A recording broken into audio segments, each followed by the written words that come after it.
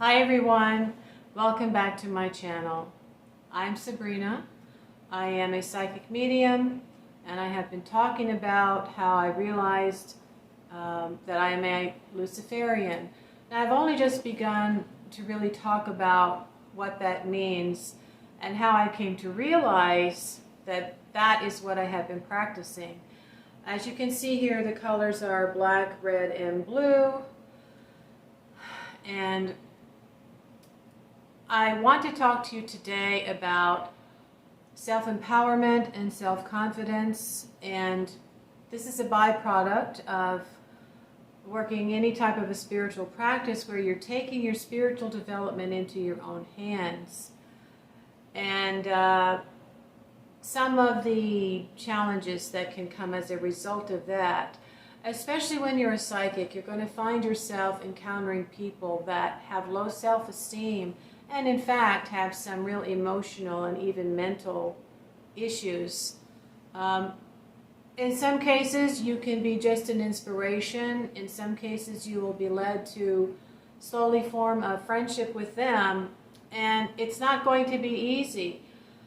Recently I have encountered someone like that who is incredibly ill, and I've been helping her, but because of her past abuse she has extremely low self-confidence. And she allows people to bully her and slander her and lie about her and accuse her of being a troublemaker. And as it happened, I went into this manager's office the other day as she was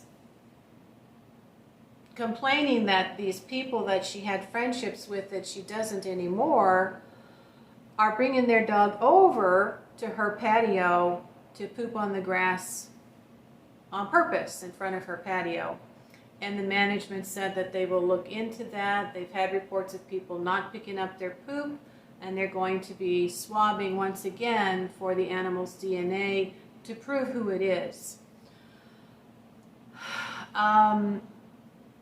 She's also been having a lot of problems with her plumbing, and she's decided that she needs to move away finally from that place and get a newer apartment complex, right?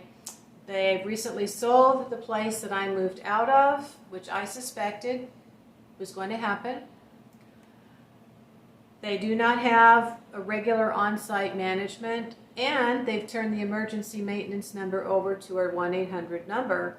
So when her kitchen sink flooded for a second time, she had to wait 2 days for somebody to get to her. And this was after she finally discovered the 1-800 number. So she's finally had enough. However, there's an issue with someone that she's been communicating with that I have unfortunately had terrible encounters with, when all I have done is really just picked her up to take her to work and to bring her home. It's constant slander, constant gossip, and I didn't know what to think. I didn't know what was going on. I don't live with my friend, right? And I finally said, look, I don't want any more to do with this, okay? But she continued to call me, and as I continued to say, I don't know about that, all right? I don't know what the issue is. I don't care. It's none of my business, right? I'm not there. It's none of my business. And I don't really think that you should be trying to cause any more problems, but she did. So as I was in the manager's office, telling my friend, look, we have to go. We have an appointment in 5 minutes to be at this other apartment building down the street, just 2 minutes away. I said, can I say something, please? I was visiting my friend, and we went upstairs to see this person, and this person was doing something in the laundry room that was very shocking. So she's not innocent. This person is, just wanting to distract from all of the things that she's doing herself. And so she listened to me, and she said, well, who are you? And I said, well, I'm a friend. I come over to visit her and help her out. And I had to see this when we went upstairs. So it's just a real unfortunate, horrible thing that's been happening. Her ex had also moved in a couple of months ago, and he was there, and he was just, you know, they don't get along, right? So it was the verbal altercations of the two of them not getting along was just, you know, not a pleasant thing for me to be around. So I've been able to kind of keep my distance, and, you know, if she needs a ride or I can visit and there's no problem, then I would go over and do that. However, I told this person, look, if you want to stop what's going on, then keep to yourself. It turns out this person couldn't do that. And on Christmas Day, when I was over there visiting and having dinner, and I had told her, it's been very stressful over there and I just want to have a peaceful visit, she called and started harassing my friend to get a car to take her across town at night to buy pot, and she wouldn't take no for an answer. So then she came down to the apartment and continued to harass her in there. A male guest that she had threatened to punch her in the mouth, and then she got on the phone and threatened to call the police. And I said, fine, just take it out, right? Just get out of here. Go do it somewhere else. You are ruining our visit. And I'm not taking you anywhere. I had been giving her rides to work and I stopped. And then she begged me to take her somewhere. We were having a blizzard. And she paid me $5, I think. And then I got stuck in the snow. And my friend came out to help me, and then I called my insurance, who sent out a tow truck. So, you know, I said, are you kidding me? I'm not taking you anywhere ever again, especially on Christmas Day across town to buy pot. My friend is a cancer patient, okay? Very sick with cancer and MS. She is not. And I've been trying to tell my friend that as long as you continue to communicate, this is just never going to end. You know, it's your choice. You've got 95% of a bad situation with this person and 5% of whatever benefit you're getting. It's not worth it. You know, that's a very sick, inequitable relationship. And so far, the relationship I've had with you for the past year has been very equitable. We have a relationship of give and take, but you are getting me victimized by the people that you're hanging out with because you're attracted to down and outers. So sometimes we have, you know, a hard decision to make. And when I was moving and she ignored me, I cut her off, and she got mad, you know, and basically said, you're mad about nothing. I said, no, I'm not. And she realized that I will cut someone off. And she told this person, you better watch your, you know, mind your manners or she'll cut you off. So, and I've put up with as much as I can. And now I have heard that she's threatening harm against me. I don't know if it's true. The truth is going to come out, okay? Now, I made the mistake of texting her and telling her that I'm going to light a candle to protect myself and to stop her from gossiping, right? A stop gossip spell.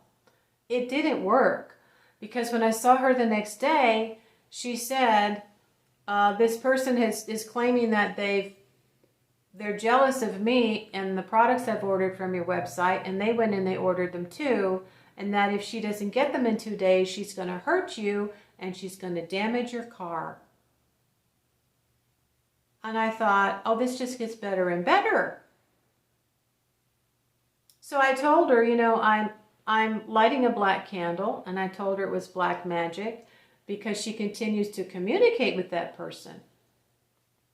And if that person is sensing or suspecting that I'm doing anything, maybe she will think twice. Okay, so I use the spiral that goes to the left on a piece of paper with her name to diminish any type of, I don't think she watches my videos, but Anyway, to make her think twice about doing anything to harm me. However, the verbal threat has been made, and in the same way that she was on the phone calling the police for the guest who said he was going to punch her in the mouth, why can't I do the same thing? My friend asked me to stop parking in front of my front door and hide my car in the garage. What? Am I really supposed to cower and hide under my bed? Is that what my practice has taught me? No. I have worked to get my own business. I've worked to get myself away from a dominating situation in my marriage by filing for divorce. Why would I put up with that from someone I don't know? And if what she says is true, and she claims that she will defend me to the ends of the earth, then she is going to have to do that, because as this candle was burning, it was burning very slowly. Now I had a red candle burning, and as you can see, it's a very, very clean burn. It burned all the way down, very, very clean. So as that happened on Sunday, the candle also had gone out. Now this is a big candle, so I thought, well, maybe the work is done. I don't know. So I tried to relight it again. It did relight. I think it had gone out for maybe 3 hours on Sunday, yesterday, I guess, around noon. So yeah, I lit it on Saturday night at 10 and it was still burning Sunday morning. Then I relit it and it's Monday afternoon and it is still burning. What happened was, after I relit the candle, I went over to my friend's house to give her back her wallet because she left it in my car. And I said to her guest, I know that you were gone when this supposedly happened, where she said all these horrible, hateful things that she wished would happen to me. And that apparently the day after that, she's ordered something, and if she doesn't get it, she's going to hurt me. I don't know if you were here or not when that happened, but if you hear anything like that again, would you let me know? And he said yes. I said, because I'm going to call the police. Now, if this is what I was led to feel by doing this work at my altar, then I was reinforcing all of the self-development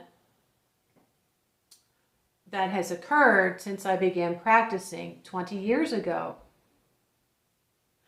And it took time for me to release my will and focus on the things I wanted at my altar. I was able to get my own car when my husband turned off the phone at our house and refused to pay for long distance so that I could communicate with my mother in California. I was in college and I would use my little cell phone. I was breaking myself away from being joined to the hip to my husband. I wasn't working while I was in college and he didn't make much money. We were on economic assistance pretty much from the time our second child was born.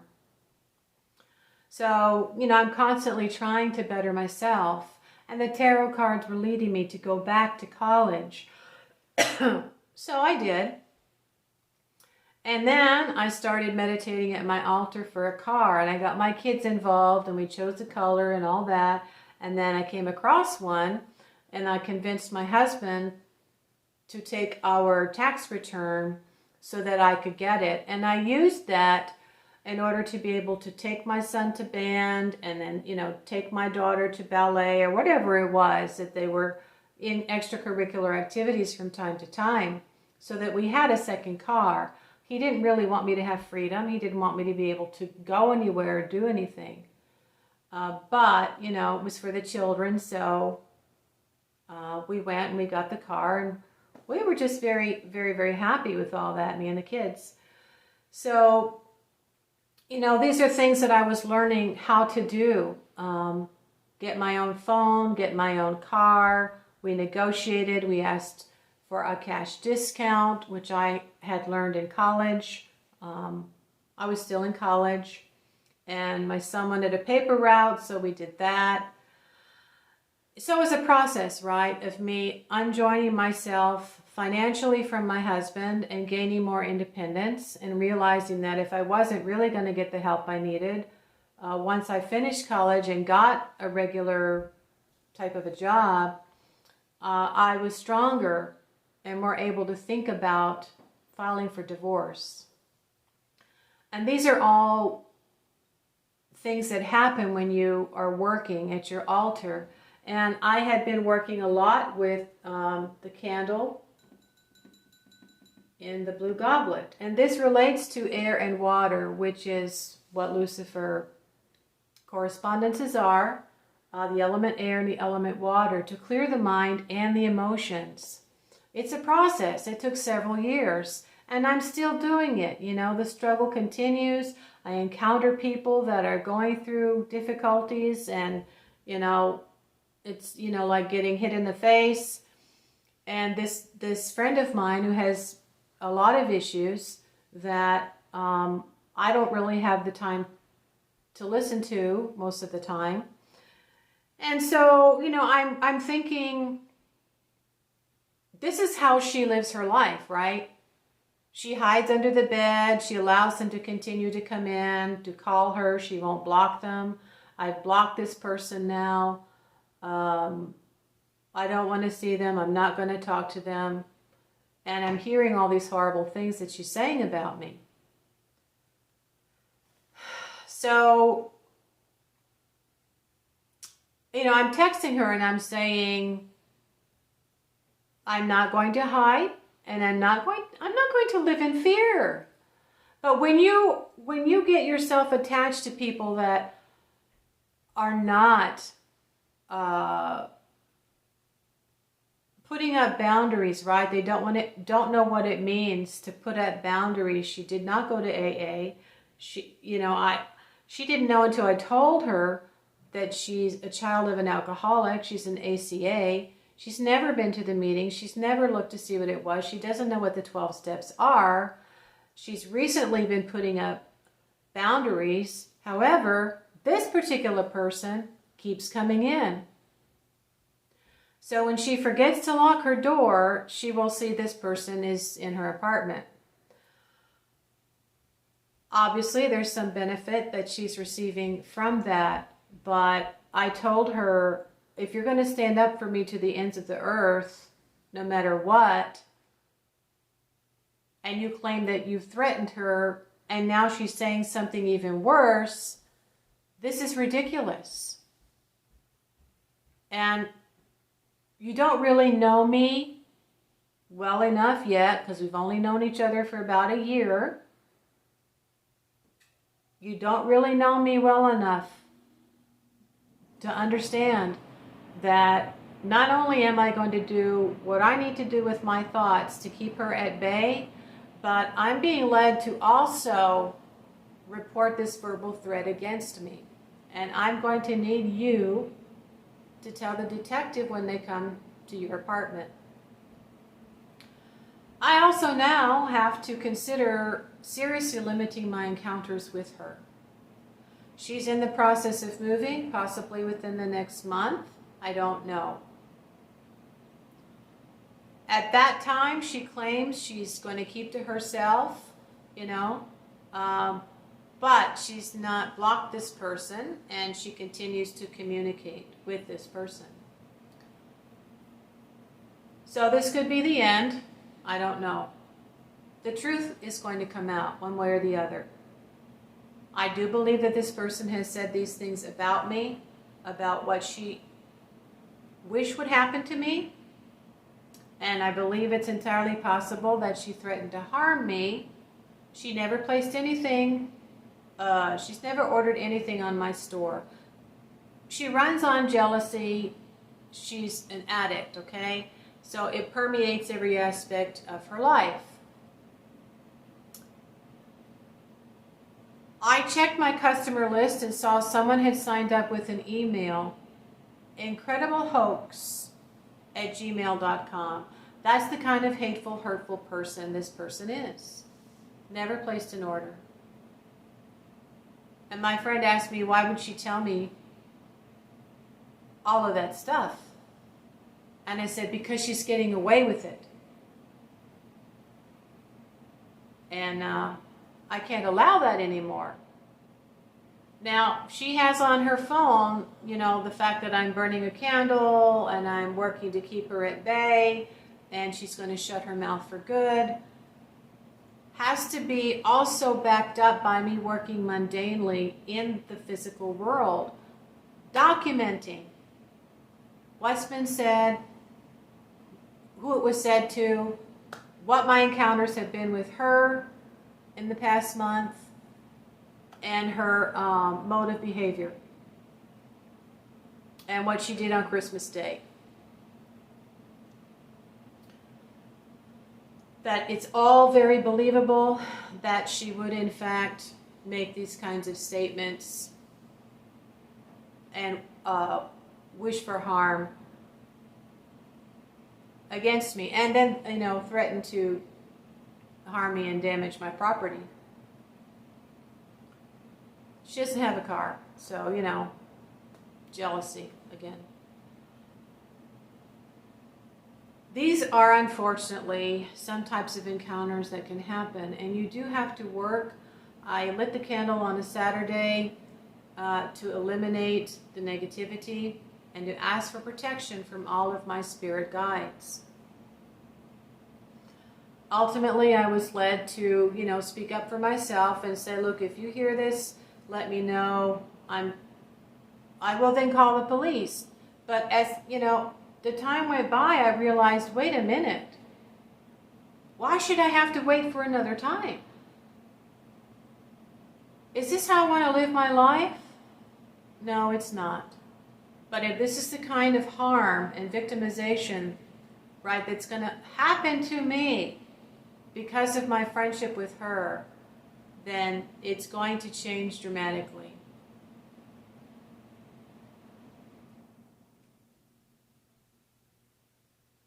So we will be having that conversation. I told her there's no slander and gossip and talking behind people's back anymore. We talk face to face. I tell her to go have the conversation with you. I'm not talking about it. And I think it's a good rule of thumb, right? Not to gossip and not to be a gossip. Don't listen to gossip and don't participate in it. It can ruin someone's reputation. She's been slandering my friend over at the apartment complex, and she's never stood up for herself until I told the manager what I saw when I was there.